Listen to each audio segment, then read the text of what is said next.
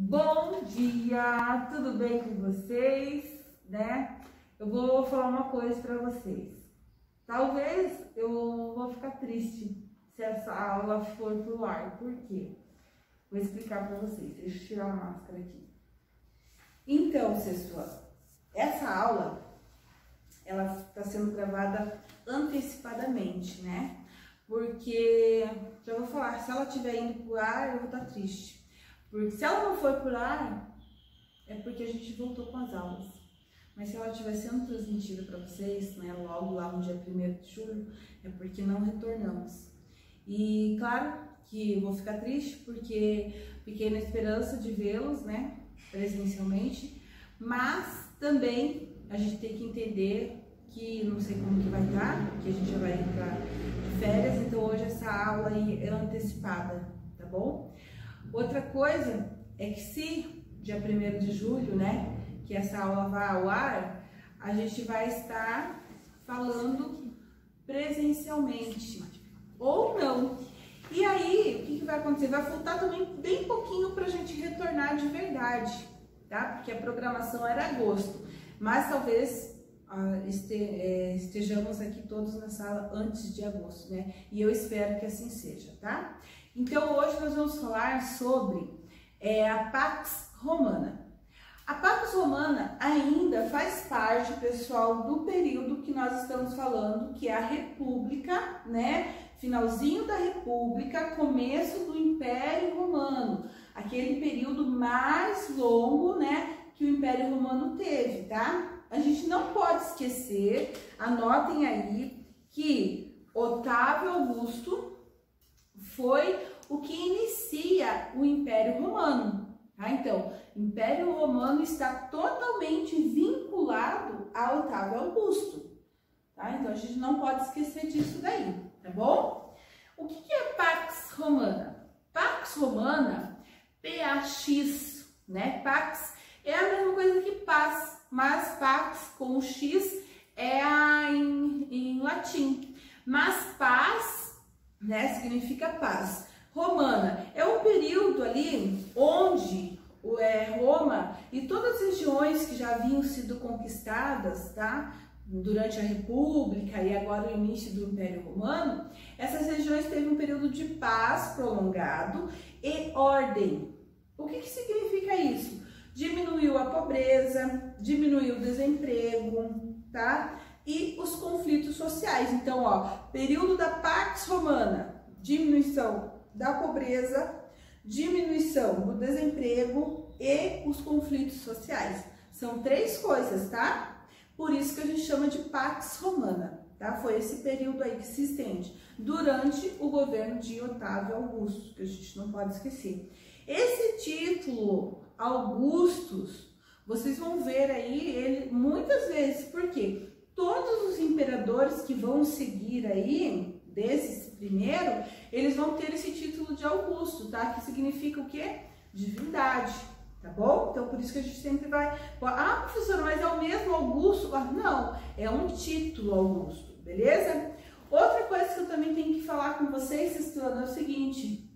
Na aula da quarta-feira, do dia 3 de junho, era para ter colocado aí um trecho do filme Gladiador, né? Gladiador, o nome do filme Gladiador só, tá? Mas não deu para colocar, né? Devido a gente tentou baixar lá do YouTube, mas não deu certo. Então, direitos autorais, uma coisa assim. Mas enfim, como eu falei para vocês na aula anterior, né? Deixou até um aspas lá no vídeo, tá?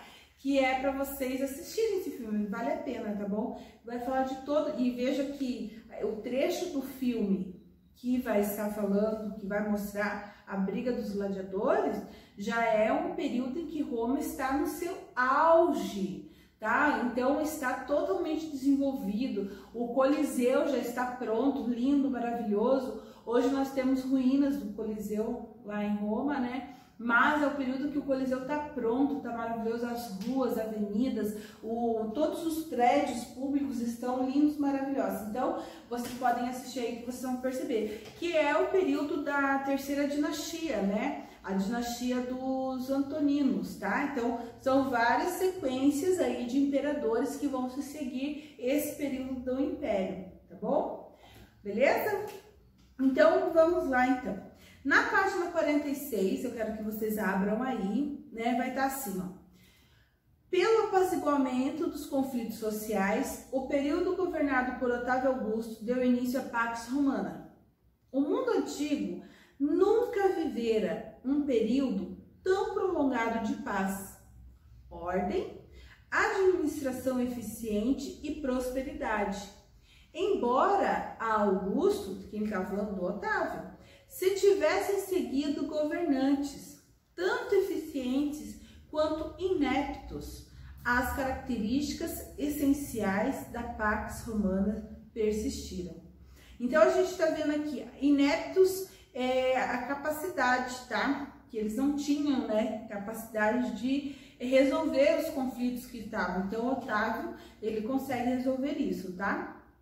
Com a morte de Otávio Augusto, no ano 14, Tibério, que era filho de Lívia, esposa do imperador, assumiu o poder. Então, veja, Otávio Augusto, que inicia o Império Romano, vem a falecer. Lá no ano de 14, então a gente tem que voltar, principalmente que vocês ficaram esse período aí de férias, vocês já esqueceram que a gente tem lá o período do Império Romano, lá na página 44, vocês têm que voltar um pouquinho lá, ó. Quando Otávio Augusto assume o poder, deixa só a professora ver aqui, 27 a.C., tá? E Otávio, ele vai morrer no ano 14. Então, a gente tem que fazer uma conta aí para ver. Só falando, viu como que é assim, ó, no vídeo, tudo rápido, né? Ó, já tá aqui, ó. Então, ó, em 27 a.C., então tem o início do Império Romano. Inicia por quem? Porque Otávio, que é lá do segundo triunvirato, ele começa a receber os títulos, né? De Augusto, príncipes, né? De divindade e tal. Então, no ano 27 aqui, ó, Augusto, que é o Otávio, né? Então, Augusto, ele assume o poder, tá? 27 a.C. Em 14, depois do nascimento de Cristo aqui, ele morre. Quem que vai assumir o trono ali que falou? É o filho dele, o Tibério. Então, aqui, ó, já é outra pessoa. Então, era um cargo hereditário, que passava de pai para filho, de família para família. Então, nós temos o governo, então, de Otávio Augusto durou mais ou menos 41 anos, tá bom? De poder que ele permaneceu. E foi um bom governo? Lógico que foi.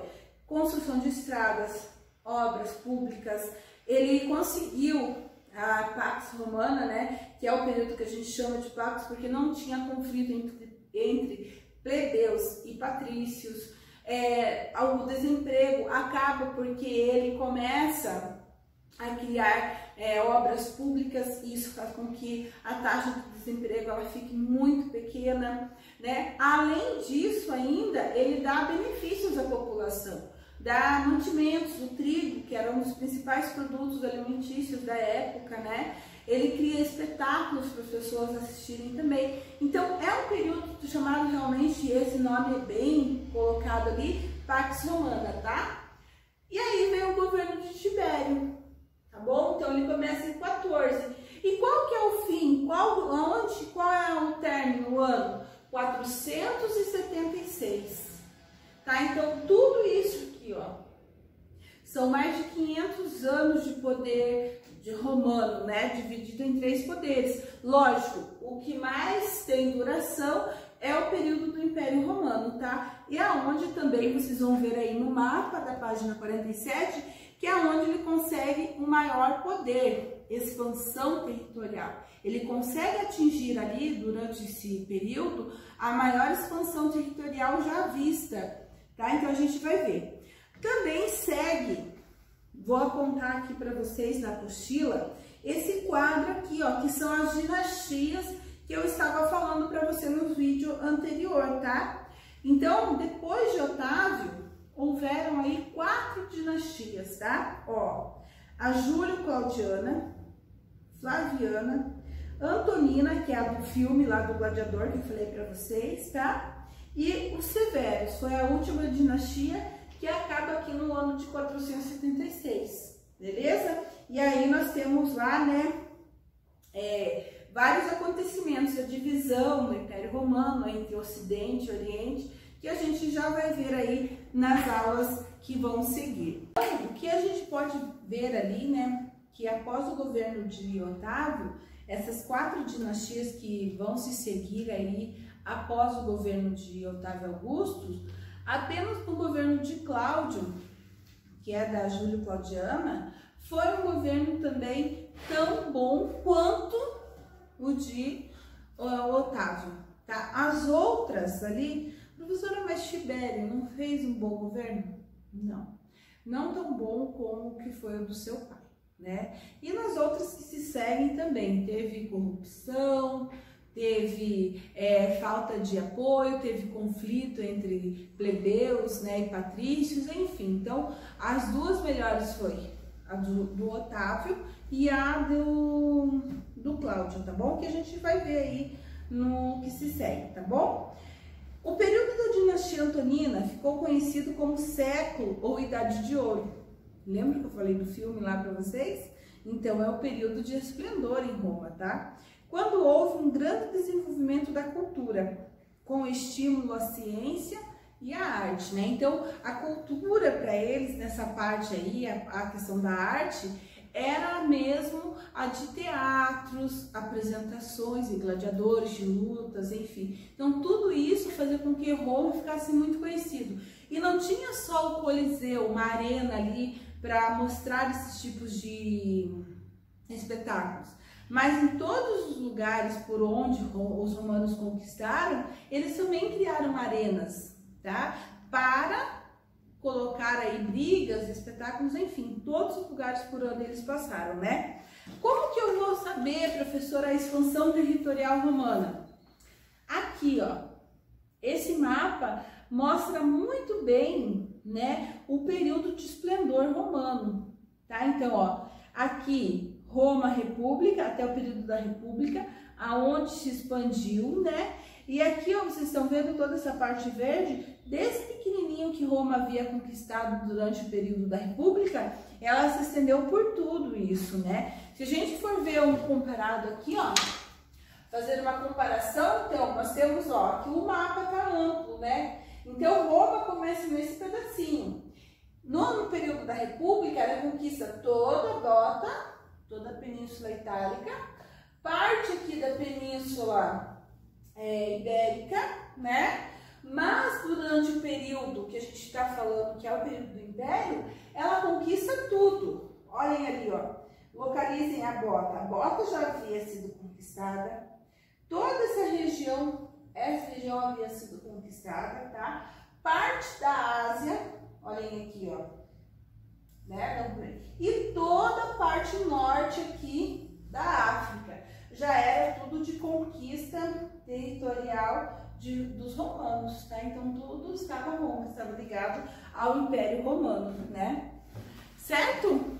Ainda na página 46, então, expansão territorial. Com o estabelecimento de certa tranquilidade social, Roma continuou seu processo de expansão política e territorial durante o governo. Este estendeu a expansão sobre a Europa até alcançar os rios Reno e Danúbio. Então, já foi muito grande. Trajano, um dos sucessores de Augusto, alcançou o limite máximo de extensão territorial do Império, anexando a Mesopotâmia. Então, né, toda a região ali, a Mesopotâmia e a Ásia Menor, ele conseguiu atingir com o seu esplendor aí romano, tá bom? Professora, como que eles faziam isso? Primeiro, a gente tem que entender o seguinte, que o exército romano era um dos maiores da época, né? Ali dessa região, tá? Então, o exército romano, eram várias legiões, muitas legiões. E cada legião do exército romano é composto mais ou menos por 5.000 soldados. Então, uma legião, 5.000 soldados, já imaginaram isso? Além desses 5.000 soldados, todos eles vão ser só lutados? Não, é dividido em falanges, então, né? Os arqueiros, escudeiros, os que ficam, né, com o cavalo, então é tudo, né, os cavaleiros, então é tudo dividido. E quando eles vão atacar, a estratégia de ataque deles é perfeita, por isso é que eles conseguem atingir tamanha expansão, tá? Certo, pessoal? Nós vamos então aqui na página 47, eu mostrei, localizei o mapa para vocês. Sempre olhem ali a legenda dos mapas, tá? Que ele vai mostrar para vocês, vai apontar algo ali que talvez seja uma pergunta, uma dúvida para você. Então, sempre dá uma olhadinha ali no mapa. Deixa eu ver aqui para vocês, a gente já fala da página 48. O aumento da extensão territorial, o acréscimo da população, o aumento dos impostos, da variedade de produtos, pode ser um deflagrador de uma intensificação do comércio, tá? Então, vocês sabem que tudo isso daí a gente tem que perceber com essa expansão territorial. Com não era só conquista de pessoas do lugar, mas com essa expansão aqui, ó, com esse auge de expansão que eles vão ter, ou seja, o pico, né? Eles também vão ter as contribuições culturais, as trocas culturais entre eles, além do que das trocas comerciais também, o que vai beneficiar muito Roma, né? Porque Roma era o que? A capital de todo o Império Romano, certo? Na página 48, vocês vão fazer o exercício no caderno, tá? Bem bonitinho ali, referente ao texto. E na próxima aula, espero que já estejamos na sala, né? Então, a gente faz a correção. Se não, a gente faz a correção no vídeo mesmo, tá bom? Para tornar possível a administração do Império Romano, seu território foi dividido em províncias.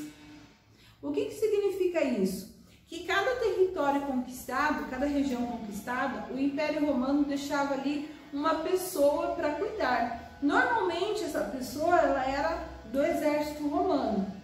Então esse ficava o responsável. Então o exército ia embora para outro local e ali ficava uma pessoa de origem romana para ficar cuidando, tá? No tempo de Otávio Augusto eram 30 e no tempo de Trajano 46 províncias. Tinham tamanhos muito variados, mas a maior parte delas era de grande extensão. Administrar tantos territórios diversos e distantes exigiu dos romanos uma organização política e econômica diferente daquelas existentes na monarquia e na república. A quantidade de pessoas, territórios, produtos e rotas tornava necessário haver funcionários do governo romano em distintas partes do império.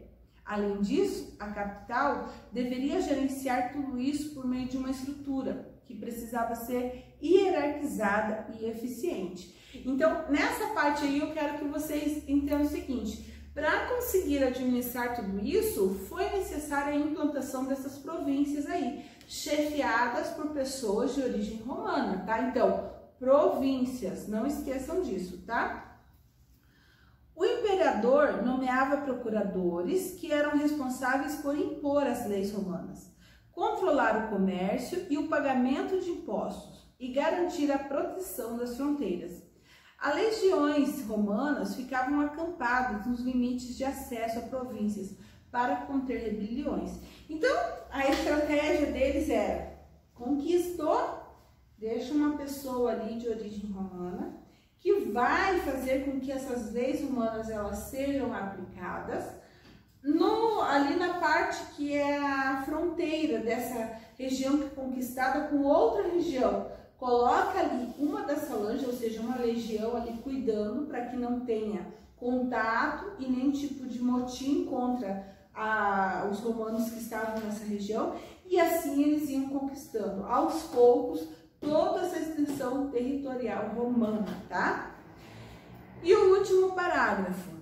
A política de construção de grandes obras se estendeu até as províncias, onde os romanos se estabeleciam. Dava-se início à construção de pontes e aquedutos. A construção de obras fazia parte do processo de romanização, ou seja, de imposição da cultura romana entre as províncias do Império. Entretanto, em muitas situações, Roma também assimilava a cultura da província. Um exemplo é a difusão do culto a Ísis, deusa egípcia, em Roma. Então, todos os lugares que eram conquistados, eu falei isso na aula anterior também, que eles chegavam e faziam obras muito perto daquelas obras realizadas em Roma. Então, vocês vão ver lá, por exemplo, tem um cartão postal na França, então, que é um portal, tá? E esse portal aí, que era, né, uma das culturas que os romanos deixavam, toda a região que eles conquistavam, eles faziam esse tipo de portal, né? Então, as colunas de Trajano, que eles chamam também. Então, em todos os locais vocês vão ver.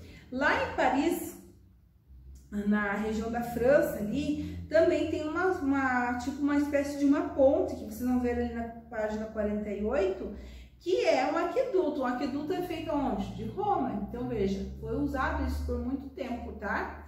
Sexto ano. Então, a gente vai ficar hoje por aqui, tá bom? Porque a parte da economia romana a gente vai falar numa outra aula com vocês. E o finalzinho do Império Romano, pode chorar que tá acabando o Império Romano. A gente vai ver também numa outra aula, tá?